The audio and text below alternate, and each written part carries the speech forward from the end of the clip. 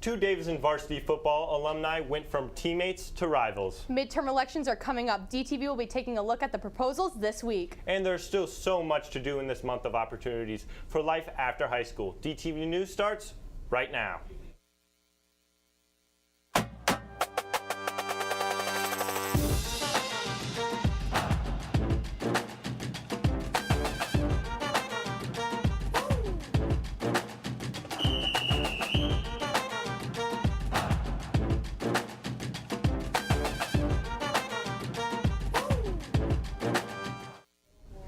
With the midterm election coming up, Michiganders won't just be voting on people, but also direct action. Good afternoon, Davison. There will be 3 proposals Michigan citizens get to vote on this upcoming November.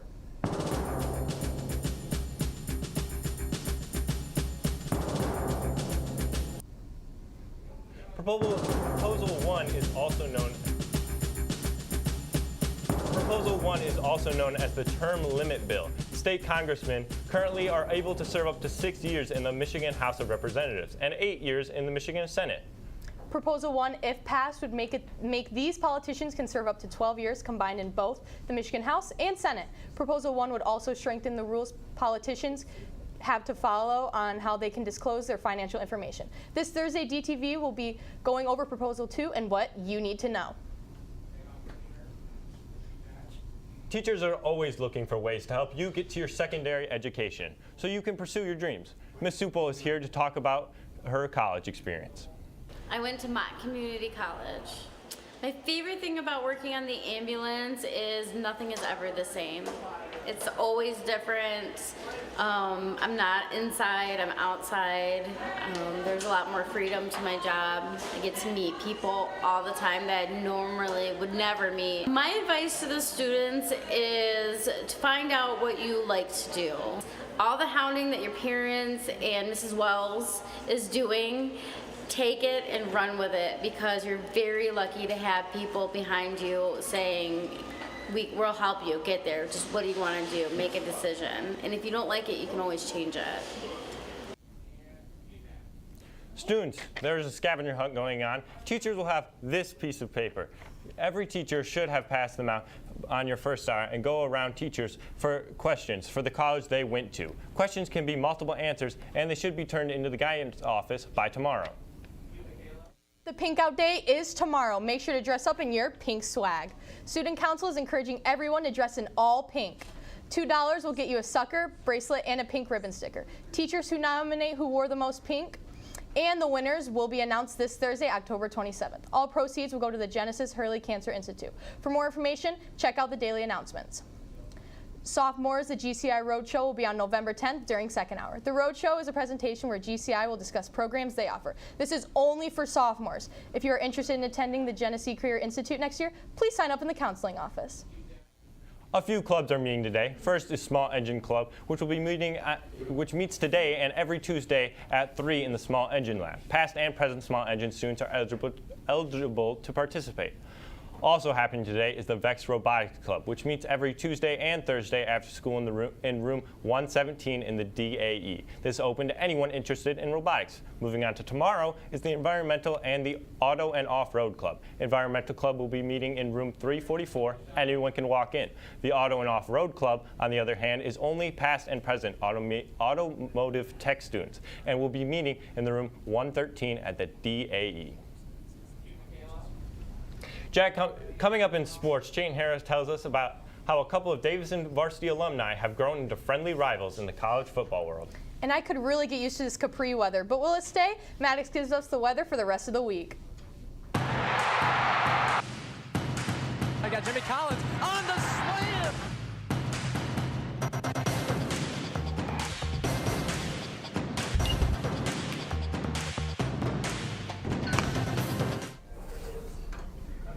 A week ago, one of the biggest games in NCAA Division II took place. Ferris State and Grand Valley faced off against each other in a possible preview of the national championship. But there was way more than just the game between these two teams. College football fans know Saturdays are electric. When the top two teams in D2 play, it's even more of a dogfight. When those teams are rivals to the core, watch out. And having two former Davidson teammates on opposite sides of the ball, It's a match made in heaven.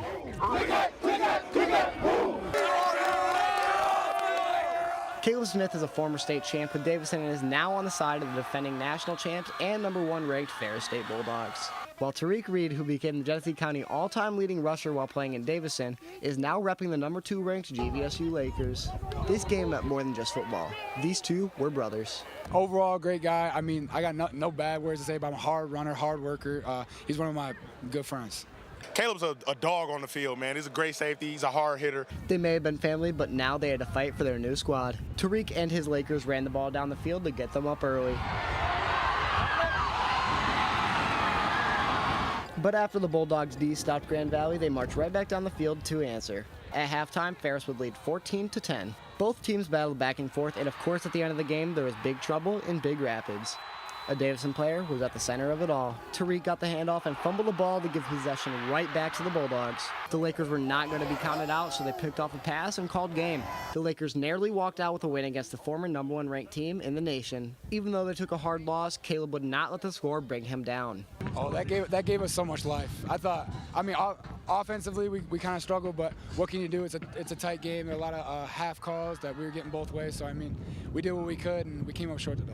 And Tariq was never more thankful for his team and fans.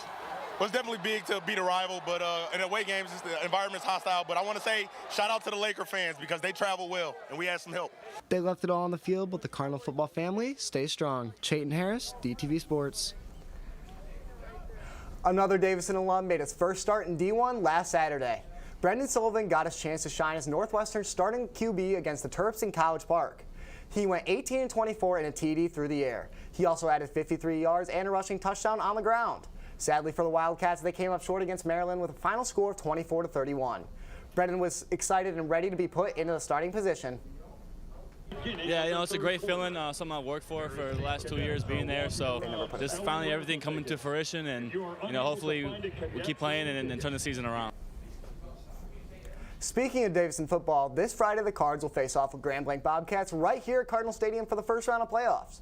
Tickets are not available at the gates, so go to gofan.co and get your tickets. The theme this week is putting the Bobcats to sleep, so be sure to show up in your PJs for the game. Auditions for the DHS Winter Guard continue this week. The next tryout days are today and this Thursday, October 27th at the Seiple Elementary Gym, from 4 until 8 in the afternoon. No experience is necessary, and the team is open to current 7th through 12th graders. The competitive cheer team is also having open practice today from 4 to 6 at Central Elementary.